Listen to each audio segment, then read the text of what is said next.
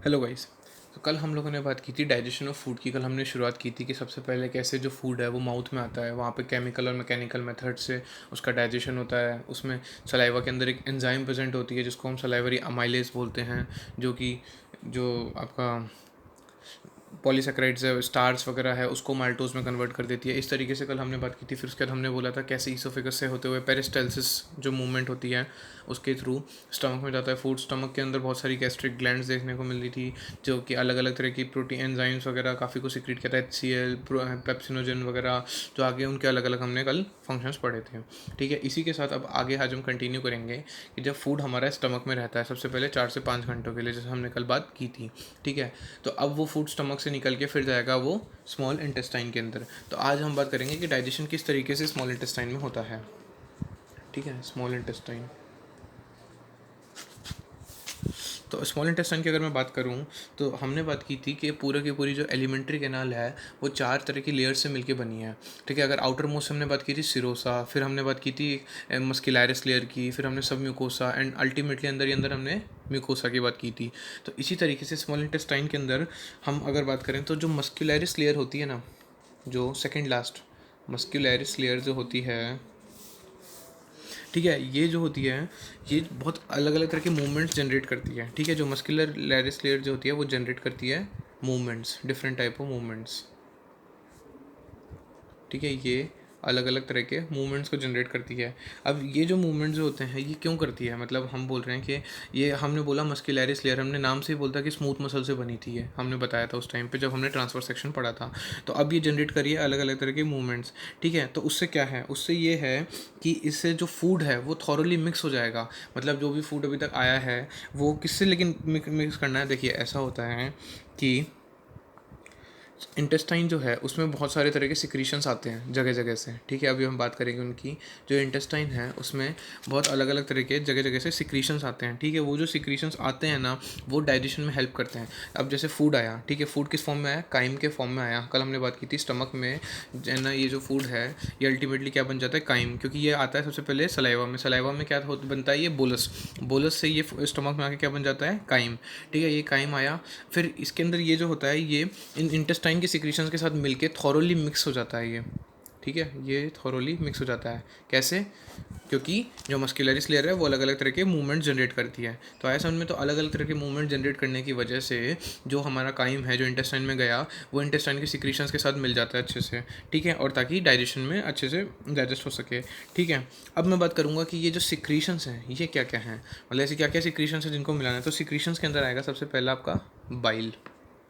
ठीक है, इसके अलावा पेनक्रिएटिक जूस हम लोगों ने बात किया था जब हमने ग्लैंड्स पढ़ी थी, डाइजेस्टिव सिस्टम की हमने ग्लैंड्स पढ़ी थी, तो हमने पेनक्रिएटिक जूस की बात की थी। हमने और बात की थी क्या, इंटेस्टाइनल जूस। इसके बारे में हमने बात नहीं की थी, इसके बारे में आज बात करेंगे। ठीक है, बाइल के बारे में हमने बात की थी कि बाइल बनता कहाँ पे है, लिवर में, स्टोर कहाँ होता है, गॉल ब्लैडर में। ठीक है, तो ये हमने बात की थी। तो अब सबसे पहले मैं बात करूँ तो बाइल और पेनक्रेटिक जूस जैसे कि हम बात कर चुके हैं, तो ये कहाँ रिलीज़ होते हैं, ये रिलीज़ होते हैं स्मॉल इंटेस्टाइन में। ये हमको पता है, हमने बहुत देखा था, ड्यूडेनम में रिलीज़ हो रहे थे।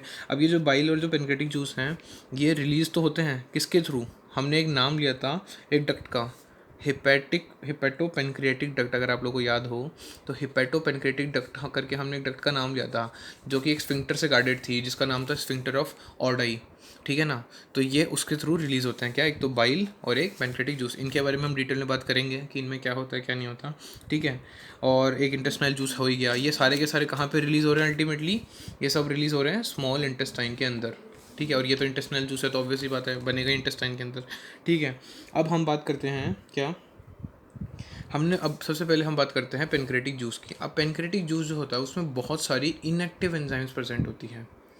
जो पेनक्रेटिक जूस होता है उसमें आपकी बहुत सारी इनएक्टिव एंजाइम्स प्रेजेंट होती हैं।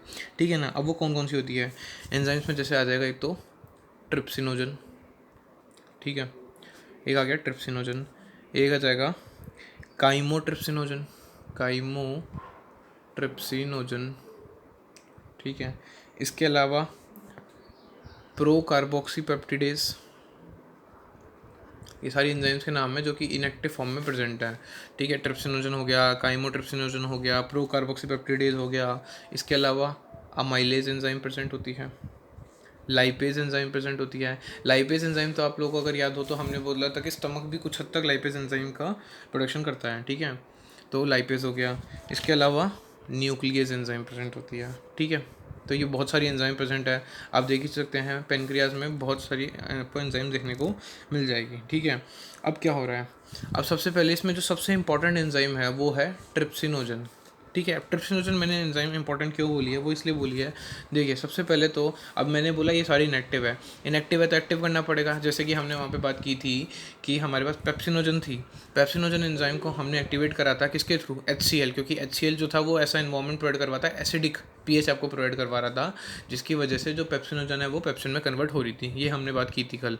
तो उसी तरीके से यहाँ जो ट्रिप्सिनोजन है उसको कौन एक्टिवेट कराता है, यहाँ पे वो उसको एक्टिवेट कराता है एंटीरोकाइनेस, ठीक है। एंटीरोकाइनेस करके होता है एक, ठीक है, एक एंजाइम बोल सकते हैं। एंटीरोकाइनेस जो होता है वो एक्टिवेट करवाता है ट्रिप्सिनोजन को। अब ये एंटीरोकाइनेस आया कहाँ से, तो ये जो होता है ये कौन सिक्रीट करता है, सिक्रीटेड बाय इंटेस्टाइनल म्यूकोसा, ठीक है। हमने बात की थी तो 4 लेयर की, उसमें जो म्यूकोसा है, जो इंटेस्टाइन की जो म्यूकोसा है वो ये सिक्रीट कर रही है क्या, एंटीरोकाइनेस। और ये एंटीरोकाइनेस क्या करता है, ट्रिप्सिनोजन को ये क्या करवाता है, इनएक्टिव को एक्टिव में कन्वर्ट करवाता है। मतलब ये है ट्रिप्सिनोजन, ठीक है, इनएक्टिव फॉर्म। ये एंटीरोकाइनेस आया और इसको किस में कन्वर्ट कर देगा, ट्रिप्सिन में। Trypsin is the active form, ठीक है। जो ट्रिप्सिन है वो एक्टिव फॉर्म है, किसने किया, एंटीरोकाइनेज ने किया, ठीक है। अब ये जो ट्रिप्सिन है, मैंने जैसे अभी स्टार्टिंग में बोला कि ट्रिप्सिनोजन जो है वो बहुत सबसे इंपॉर्टेंट इनमें वो है। ऐसा क्यों बोला, क्योंकि ये ट्रिप्सिन इन सभी को एक्टिवेट करेगी, ठीक है, एक्टिवेट ऑल दीज एंजाइम्स। मतलब कि ऐसा है कि एक बार एंटीरोकाइनेज ने इसको एक्टिव कर दिया और ट्रिप्सिन में कन्वर्ट कर दिया तो फिर ये ट्रिप्सिन अकेली इन बाकी सारी एंजाइम्स को ये एक्टिवेट कर देगी, ठीक है। इसलिए ये एंजाइम इतनी ज़्यादा इंपॉर्टेंट थी। यहाँ तक बात समझ में आ गई, ठीक है। इसके बारे में अभी हम पेनक्रेटिक, अब ये जो एंजाइम्स के फंक्शन वगैरह ये लोग क्या करते हैं, किस तरीके से डाइजेशन में हेल्प करते हैं, अभी जस्ट हम पढ़ेंगे। उससे पहले हम बात करते हैं किसकी, यहाँ पे बाइल की। अब बाइल, ठीक है। अब मैं बाइल की अगर मैं बात करूँ तो बाइल हमने कहाँ बोला था, कहाँ पे रिलीज़ होता है, हमने बोला था हिपैटो पेनक्रेटिक डक्ट के थ्रू ये रिलीज़ होता है इनटू स्मॉल इंटेस्टाइन, ठीक है, ये रिलीज़ हो रहा है इनटू स्मॉल इंटेस्टाइन। अब स्मॉल इंटेस्टाइन में भी कहाँ, ड्यूडेनम, ये हम पढ़ चुके हैं, देख भी चुके हैं डायग्राम के अंदर, ठीक है। अब अगर मैं बात करूँ तो इसमें क्या क्या प्रेजेंट होता है, तो इसमें भी हम सबका कंटेंट तो देखना पड़ेगा कि उनमें क्या क्या चीज़ें प्रेजेंट होती है। तो इसमें क्या प्रेजेंट है, एक तो बाइल पिगमेंट्स, ठीक है, एक तो इसमें क्या मिल जाएगा आपको, बाइल के पिगमेंट्स देखने को मिल जाएंगे, ठीक है। बाइल पिगमेंट्स कौन कौन से होते हैं, बिलीरुबिन एंड बिलीवर्डिन, ये याद रखना है। बाइल के पिगमेंट्स कौन कौन से होते हैं, बिलीरुबिन होता है एक तो, और एक होता है बिलीवर्डिन, ठीक है। ये 2 पिगमेंट्स आ गए। इसके अलावा बाइल के सॉल्ट्स मिल जाएंगे, ठीक है, बाइल सॉल्ट्स, बाइल पिगमेंट्स। इसके अलावा कोलेस्ट्रॉल मिल जाएगा,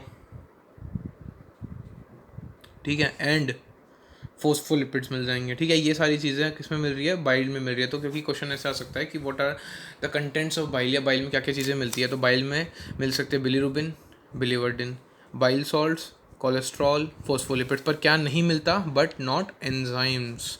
इंपॉर्टेंट यहाँ पे यही है कि जो बाइल है उसमें एंजाइम्स प्रेजेंट नहीं होती। जैसे अगर हमने ना जो पेनक्रियास की बात की थी उसमें हमने बात की थी कि सारी एंजाइम्स ही एंजाइम्स थी, लेकिन बाइल में एंजाइम होती ही नहीं है। तो बाइल जो होता है वो, उसको हम सीडो जूस बोलते हैं, ठीक है, सूडो जूस बोलते हैं। क्यों, क्योंकि ऐसा जूस होता है जिसमें आपके पास क्या नहीं होती, एंजाइम्स नहीं होती, ठीक है। अब बाइल का फिर फंक्शन क्या है, तो बाइल का फंक्शन एक्चुअली 3 फंक्शन होते हैं। सबसे पहली बात तो बाइल का जो सबसे मेन फंक्शन होता है, ठीक है, अगर मैं बाइल का सबसे मेन फंक्शन बोलूँ तो इमल्सिफिकेशन ऑफ फैट्स, ठीक है, इमल्सिफिकेशन ऑफ फैट्स। अब इसका क्या मतलब हुआ, इमल्सिफिकेशन का मतलब ये हुआ कि जो फैट जो आते हैं, जैसे कि हमने बताया था कि बॉडी जो है ये फैट्स, प्रोटीन्स वगैरह को एकदम जो इनके बड़े बड़े फॉर्म में इसमें एब्जॉर्ब नहीं कर सकती, इनको तोड़ना पड़ेगा, छोटे छोटे अब्जॉर्बेबल फॉर्म्स में कन्वर्ट करना पड़ेगा, ये हमने बोला था। तो बाइल जो है वो क्या करता है, इमल्सिफिकेशन करता है, मतलब कि जो फैट्स है उनका ब्रेक डाउन कर देता है, फैट्स का ब्रेक डाउन कर देता है, ठीक है, बाइल अब ब्रेक डाउन करके स्मॉल पार्टिकल्स में बना देता है, ठीक है, स्मॉल फैट के स्मॉल पार्टिकल्स में कन्वर्ट कर देता है, विच इज़ नोन एज, जिनको क्या बोलते हैं, मिसल्स, ठीक है।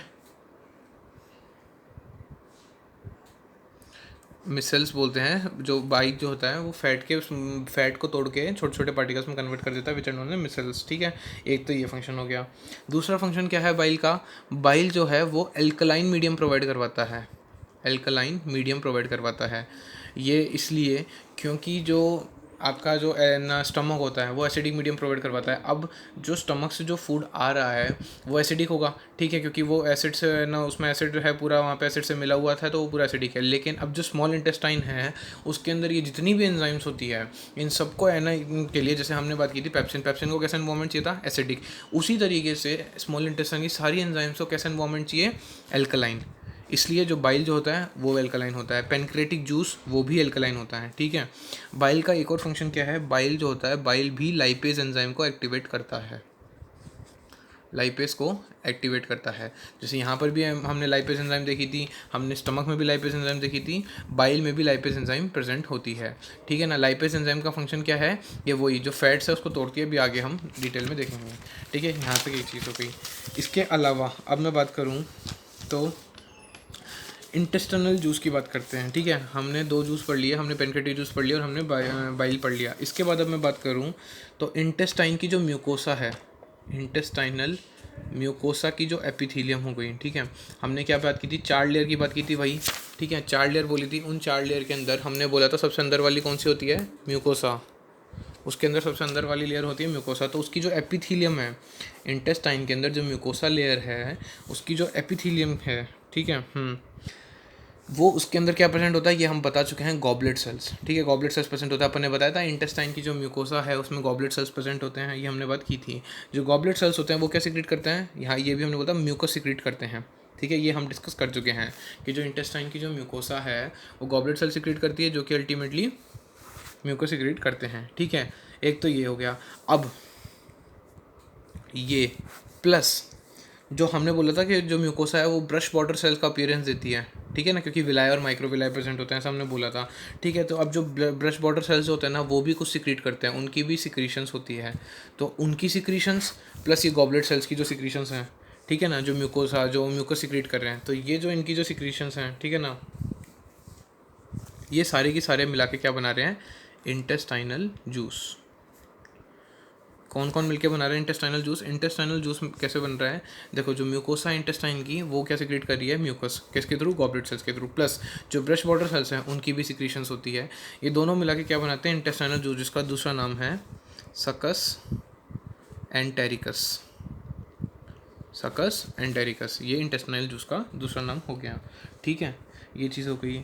अब अगर मैं बोलूँ तो इंटेस्टाइनल जूस जो होता है उसमें भी ऑब्वियसली बात है बहुत सारी एंजाइम्स, नंबर ऑफ एंजाइम्स देखने को मिलेंगी। जैसे हमने पेनक्रेटिक जूस में बोला था, इसमें भी एंजाइम मिलेगी। एंजाइम सिर्फ किस में नहीं होगी? बाइल में नहीं होगी।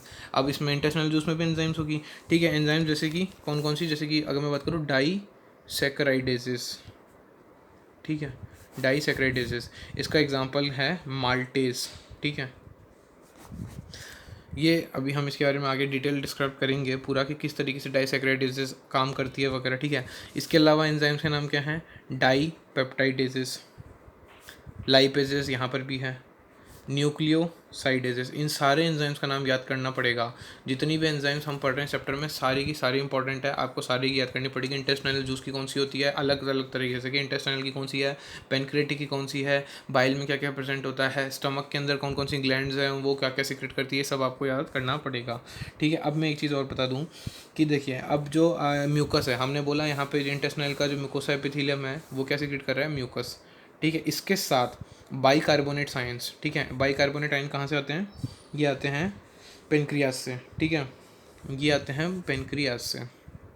तो क्या क्या बोला मैंने? एक तो mucus along with the bicarbonate ions कहाँ से आते हैं? जो कि पेनक्रियास से। ये क्या करते हैं? ये इंटेस्टाइनल म्यूकोसा, ये जो है म्यूकोसा उसको प्रोटेक्ट करते हैं, ठीक है। अपन ने बोला था म्यूकस का फंक्शन क्या होता है। म्यूकस के अपन ने दो फंक्शन पढ़ते आ रहे हैं अपन स्टार्टिंग से। क्या? एक तो लुब्रिकेशन करवाता है, दूसरा जो भी एसिडिक कंटेंट है उससे प्रिवेंट करता है। तो अब जो फूड अपने पास आ रहा है स्टमक से वो तो एसिडिक है। अब वो एसिडिक फूड अगर वो इंटेस्टाइन में आएगा तो वही इंटेस्टाइन की जो वॉल है उसको है ना ख़राब कर सकता है, ठीक है। तो उससे प्रिवेंट करने के लिए अपने पास क्या है? Mucus along with bicarbonate ions. ये लोग क्या करते हैं?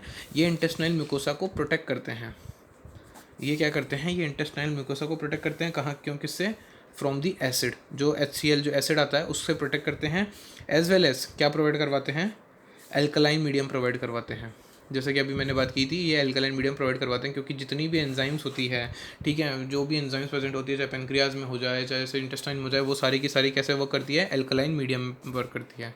सिर्फ एक पेप्सिन इकलौती एंजाइम है जिसको एसिडिक मीडियम चाहिए होता है, ठीक है, बाकी सारी एंजाइम्स एल्कलाइन मीडियम में ही काम करती हैं, ठीक है। तो ये हमने बता दिया कि कौन प्रोटेक्ट कर रहा है इंटेस्टाइनल म्यूकोसा को, म्यूकस प्लस बाइकार्बोनेट्स। इसके अलावा एक चीज़ और हमने बात की थी, सब म्यूकोसा हमने बोलता वो भी एक ग्लैंड बनाती है, किसमें, इंटेस्टाइन में, है ना, ड्यूडेनम में, जिसमें हमने बोलता सब म्यूकोसल ग्लैंड कौन सी थी, ब्रूनर्स ग्लैंड थी, अगर आपको याद हो, सब म्यूकोसल ग्लैंड थी ब्रूनर्स ग्लैंड, ड्यूडेनम वाली, ठीक है। ये भी हेल्प करती है, ये भी इस चीज़ में हेल्प करती है, ठीक है। तो आज के लिए इतना ही, कल हम लोग डिटेल में डिस्कस करेंगे जो भी एंजाइम्स हैं, जो पेनक्रेटिक जूस की और जो इंटेस्टाइनल जूस की, उनका कंबाइंड रोल क्या होता है, किस तरीके से वो डाइजेशन करती है, ठीक है। तो आज के लिए बस इतना ही।